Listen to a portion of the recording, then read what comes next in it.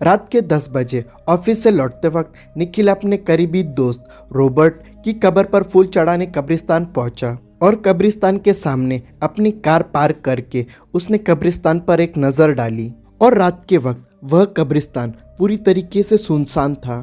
इतना कि हवा के झोंके से पेड़ से गिरने वाले पत्तों की आवाज़ भी उसे साफ साफ सुनाई दे रही थी। जिसके बाद उसने कब्रिस्तान में जाकर अपने साथ लाए हुए आर्किड के फूल रॉबर्ट की कब्र पर रख दिए और 2 मिनट मौन करते हुए खड़ा रहा। और फिर जब वह वापस बाहर आने के लिए पीछे मुड़ा तब उसे एक कब्र पर एक छोटी बच्ची बैठी हुई दिखाई दी और उस बच्ची के हाथ में एक हरे रंग का कांच का टूटा टुकड़ा था जिससे वह बार बार आंख पर लगा के आसपास की कब्रों पर देख रही थी। और निखिल कुछ मिनट वहीं खड़े रहकर उस बच्ची को देखता रहा और वह इंतजार कर रहा था कि कोई उस बच्ची के पहचान का आए और उसे सही सलामत अपने साथ घर ले जाए, पर ऐसा कुछ नहीं हुआ। फिर निखिल उस बच्ची के पास जाकर खड़ा हुआ, लेकिन निखिल की तरफ देखते हुए वह छोटी बच्ची मुस्कुराई और फिर निखिल ने पूछा, अरे छोटी, तुम अकेली यहाँ पर क्या कर रही हो और तुम्हारे माता पिता कहाँ पर है? और फिर वह बोली, मेरे मम्मी पापा अगले कब्रिस्तान में गए हैं और वो वहाँ पर रहते हैं। और वहाँ से कुछ ही दूर पर एक कब्रिस्तान था और इसलिए निखिल को लगा कि बच्ची शायद उसी कब्रिस्तान के आसपास कहीं रहती होगी और इसे शायद एड्रेस ठीक से याद नहीं होगा। फिर निखिल ने पूछा कि तुम यहाँ अकेली क्यों बैठी हो, तुम्हारे साथ कोई बड़ा नहीं है? बच्ची ने जवाब दिया, मेरे पिताजी मुझे यहाँ छोड़ के गए हैं। और निखिल ने सोचा कि कैसा निर्दयी बाप होगा, भला अपनी बेटी को कोई इस तरह कब्रिस्तान में छोड़ के जाता है। और निखिल उस छोटी बच्ची से इतना बात कर रहा था पर उसका ध्यान सिर्फ उस कांच के टुकड़े में ही था और वह बस उसमें एक आंख बंद करके इधर उधर देख रही थी। और निखिल ने आखिर उस बच्ची से पूछ ही लिया कि तुम इस कांच में से क्या देख रही हो? और उसने जवाब दिया कि इस हरे रंग के कांच के टुकड़े में मुझे गायब होने वाले लोग दिखाई देते हैं और मुझे बहुत मजा आता है। गायब होने वाले लोग?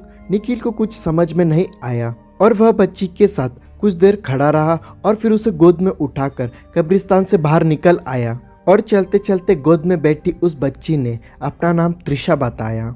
और निखिल ने जैसे ही कब्रिस्तान के बाहर कदम रखा उसे अचानक तेज ठंड के मौसम ने घेर लिया और फिर उसने त्रिशा को अपनी गोद से उतार दिया और उसका बदन ठंड से कांपने लगा। पर निखिल का ध्यान जब उसकी कार के पास खड़ी उस बच्ची त्रिशा की तरफ गया तब उसे हैरानी हुई, क्योंकि उस पर इस खून जमाने वाली सर्दी का कोई भी असर नहीं हो रहा था। और उस वक्त त्रिशा कांच के टुकड़े में से निखिल की तरफ देख रही थी और तभी उसके चेहरे के हाव भाव अचानक से बदलने लगे और वह बोली, अंकल आपके पीछे कोई है? और निखिल ने पीछे मुड़कर देखा तो उसे कोई भी नहीं दिखा और उसे लगा कि त्रिशा शायद मजाक कर रही होगी। फिर वह बोला, त्रिशा बेटा चलो गाड़ी में बैठो, मैं तुम्हें तुम्हारे घर छोड़ दूंगा।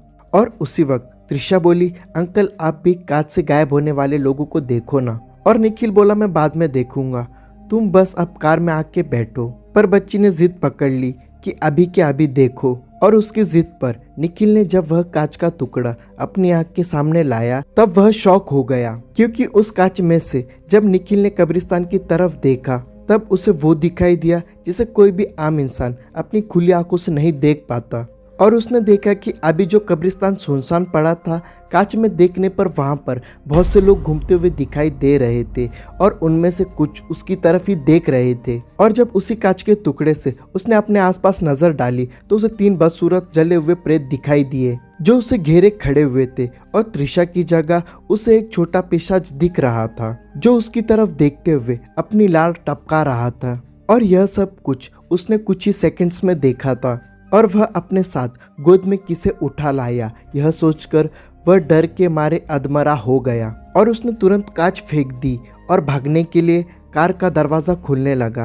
और तभी उसे खी खी ऐसी शैतानी हंसी सुनाई दी और उसके अगले ही पल पूरे कब्रिस्तान ने निखिल की दर्द भरी चीख सुनी, क्योंकि वह छोटा पिशाच निखिल की पीठ पर बैठा हुआ था और अपने नुकीले दांत उसने निखिल की गर्दन में 2 इंच अंदर घुसाए हुए थे और बड़े ही चाव से उसका खून चूस रहा था। और जब निखिल के शरीर का खून खत्म हुआ तब वह निष्प्राण होकर जमीन पर गिरा और फिर कब्रिस्तान से निकले चुड़ैल और प्रेतों ने उसके शरीर का सारा मांस नोच नोच कर खाया और अपनी भूख मिटाई। यहाँ तक वीडियो देख रहे हो तो वीडियो को लाइक और चैनल को सब्सक्राइब करना और स्क्रीन पर दिख रही वीडियो को ज़रूर देखो।